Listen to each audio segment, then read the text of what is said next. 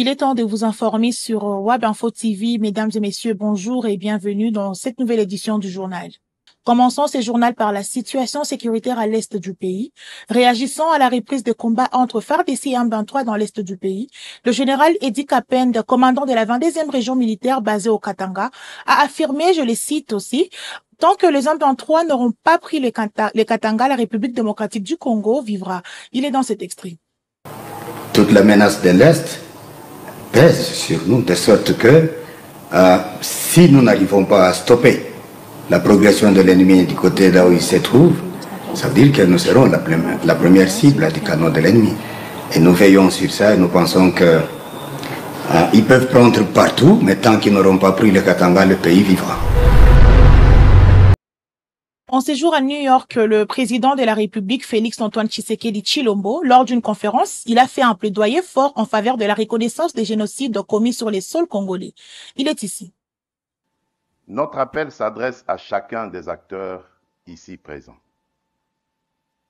Aux États, appuyer l'établissement d'un mécanisme international robuste de vérité et de qualification juridique des crimes, assorti de capacités d'enquête, de préservation des preuves et de coopération judiciaire. Aux organes des Nations Unies et aux organisations régionales, conjuguez vos efforts pour garantir la protection des civils aujourd'hui, la justice pour les victimes hier et des garanties crédibles de non-répétition demain. Aux institutions de justice, nationales, régionales, internationales, faites prévaloir la compétence et la complémentarité afin que nulle zone grise ne subsiste pour l'impunité. Et enfin, à la société civile, aux survivants et aux chercheurs, votre travail de documentation, de mémoire et d'accompagnement est la clé qui ouvre la porte de la reconnaissance et de la réparation. Nous vous rendons hommage. Ce combat n'est dirigé contre aucune communauté. Il est mené pour l'humanité. Reconnaître un génocide, c'est protéger l'avenir en refusant l'oubli et le relativisme. C'est aussi accepter que la paix ne se décrète pas.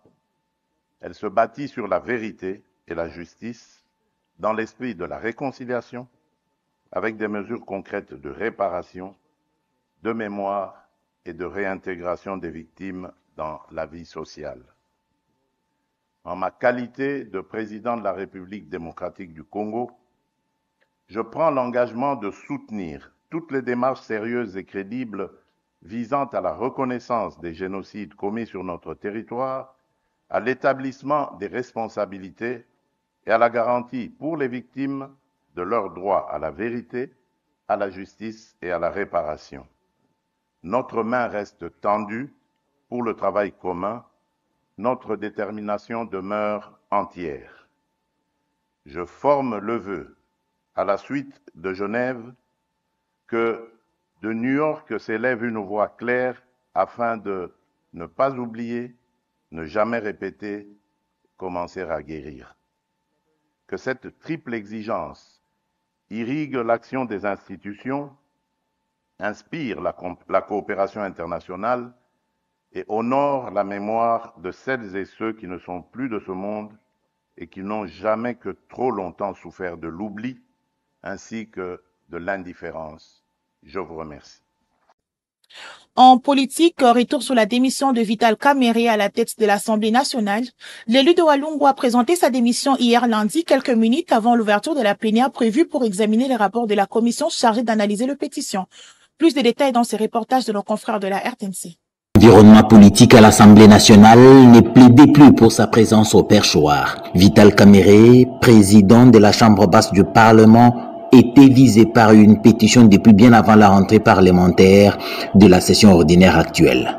Le député Crispin Bindoulé a su recueillir plus de la moitié des signatures des députés nationaux pour exiger le départ du président de l'Assemblée nationale. Mais avec lui, 4 autres membres du bureau. Alors que le processus était en cours pour la présentation du rapport de la commission mise en place afin d'examiner les pétitions, le président de l'Assemblée nationale, Vital Kamerhe, a rendu les tabliers, après avoir présenté ses moyens de défense à la commission. Un républicain et démocrate convaincu, il a fait le choix de l'honneur dès qu'il s'est aperçu que Alea Jacta Est, seulement 2 sessions dirigées comme président du bureau de la Chambre basse, ses collègues lui ont reproché plusieurs griefs, notamment. Le président de la République, Félix-Antoine Tshisekedi Tshilombo, s'est exprimé hier lundi 22 septembre 2025 en réaction à la démission du président de l'Assemblée nationale, Vital Kamerhe. Dans sa déclaration, il affirme qu'il continue à considérer Vital Kamerhe comme un allié. Plus de précisions dans ses propos. J'ai appris comme vous aussi aujourd'hui la démission du président de l'Assemblée nationale. Ce que je tiens à vous dire, c'est que il y a quelques jours, moi j'avais reçu dans le cadre d'une réunion interinstitutionnelle tous les chefs de corps de nos institutions.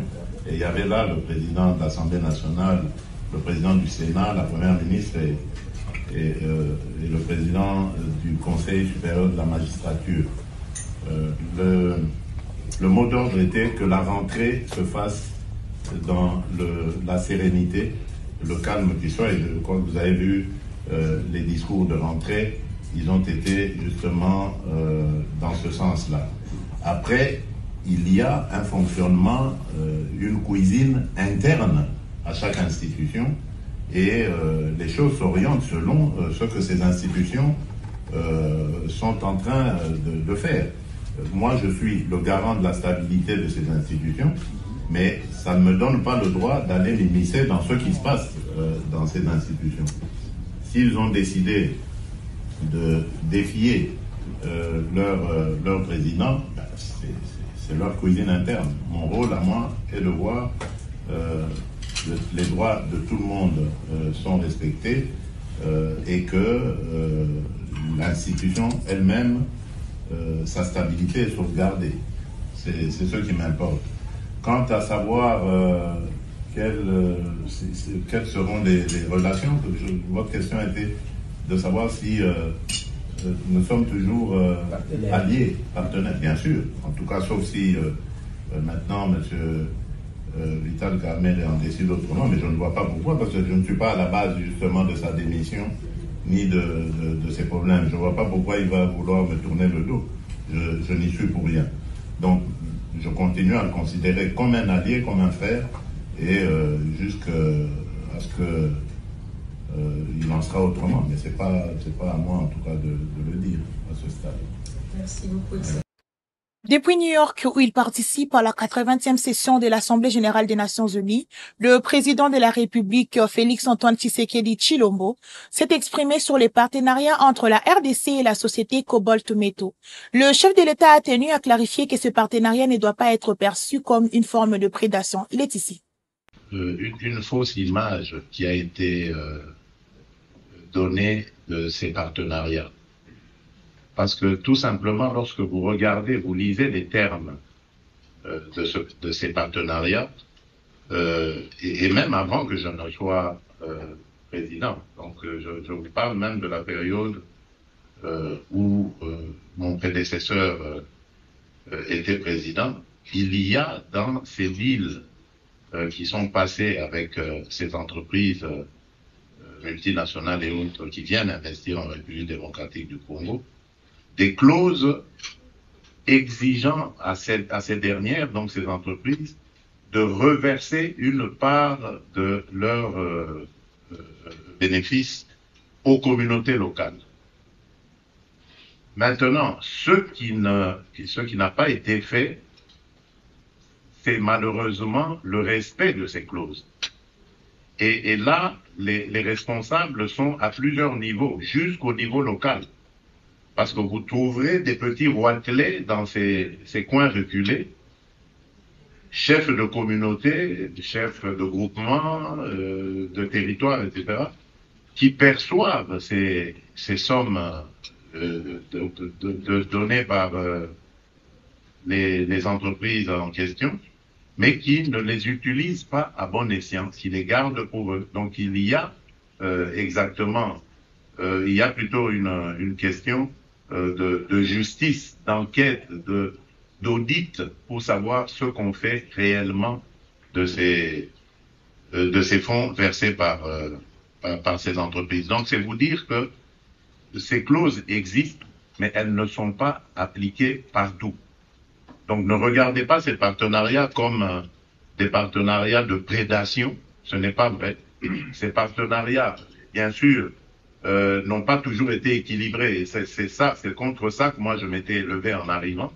J'ai trouvé des partenariats dans lesquels la République démocratique du Congo ne gagnait que 20 ou 30%, pendant que l'investisseur, lui, avait 80 ou 70%. Donc ça, c'est des choses que j'ai demandé de rééquilibrer. Évidemment, c'est très difficile comme exercice parce que ce sont des signatures, des contrats qui ont été déjà passés, mais on essaye de se battre contrat par contrat, entreprise par entreprise, pour voir comment rééquilibrer.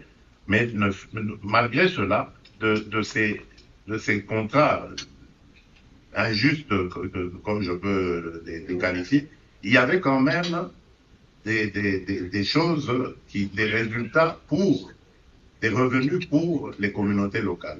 Mais ça n'a pas toujours été respecté et c'est avant tout la responsabilité des responsables administratifs congolais.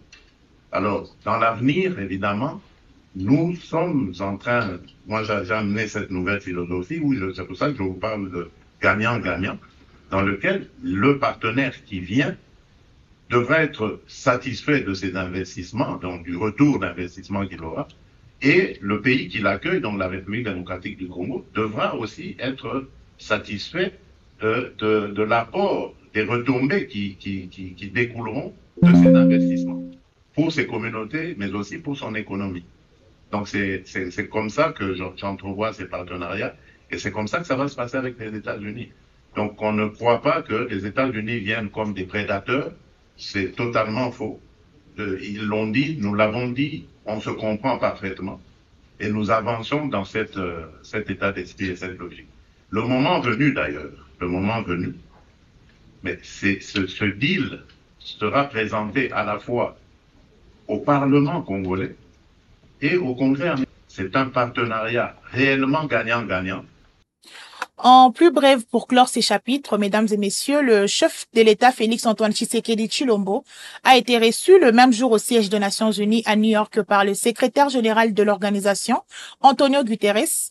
Leur entretien a tourné autour du processus de la paix en RDC et toutes les initiatives visant à mettre définitivement un terme à cette crise. Voilà, mesdames et messieurs, c'est la fin de cette édition du journal. Merci de nous avoir suivis.